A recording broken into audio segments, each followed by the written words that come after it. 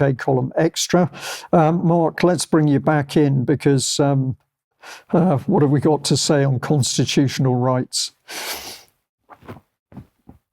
And Brian, the missing constitutional right this coming Wednesday, March 20th, and I'm signed up to cover this virtually for UK Column. It's being presented by the Brennan Center for Justice at New York University at Washington, D.C. New York University has a branch in Washington, D.C. It's being presented by Richard L. Hazen and Wilfred U.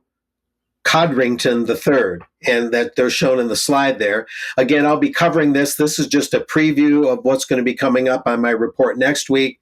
The John Brademas Center at New York University is also involved in this. Inspired by its founder, the former congressman and NYU president emeritus, the John Brademas Center of New York University pursues a collection of initiatives in the areas the state of Congress and the legislative process and democracies, the shifting dynamics in foreign policy and international affairs, and the present state and future prospects for higher education, etc. Art and culture is involved. It formed the core of John Brademas's life and public service.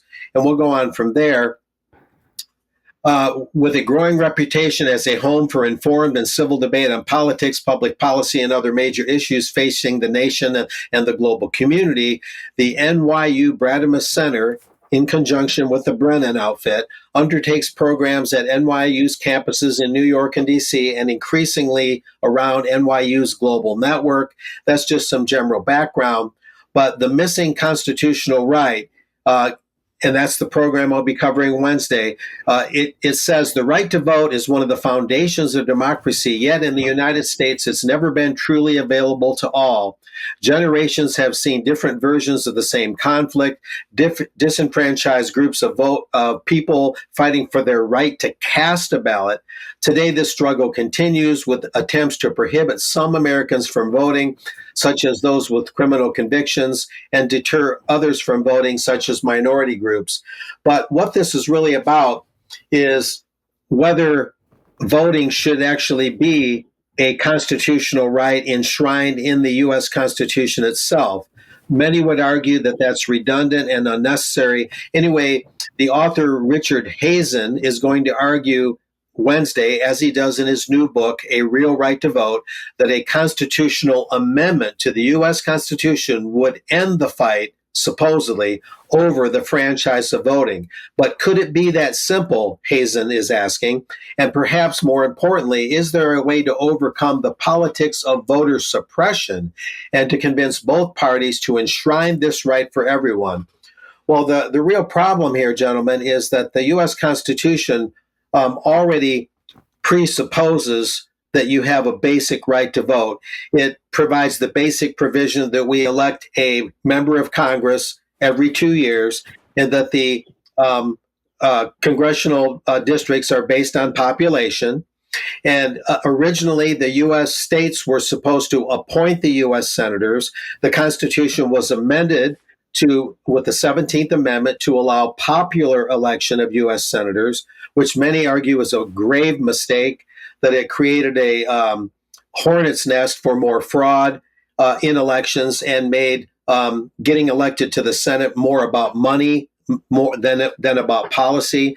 And then the president was always supposed to be a mixed bag of the Electoral College and some popular vote.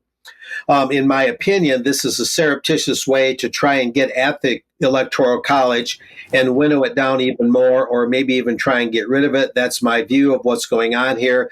We'll see how things bear out. But basically, the Constitution already, many would argue, provides for this, and this looks like a radical way to try and alter the Constitution, and it basically ignores the problems with vote counting and puts all the onus on voting rights and vote casting.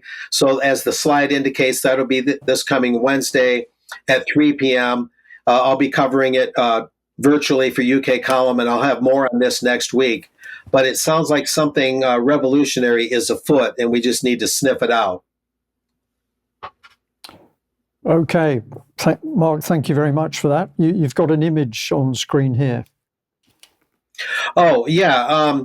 I was adjusting for some of the time, but John Brademas is the namesake of the Brademas Center at New York University. And he was an American politician and educator, originally from Indiana, a congressman that represented Indiana's 3rd District.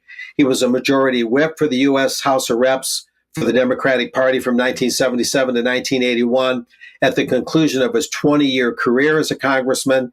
And a quick personal footnote is I knew a lot of members in northern Indiana a few years ago with the John Birch Society, and they saw this 13th president of New York University, and when he was a congressman, actually, the Birch Society worked very hard to get him ousted from his congressional seat, and they were very active at that time, and they claimed to have been successful in shortening his congressional career.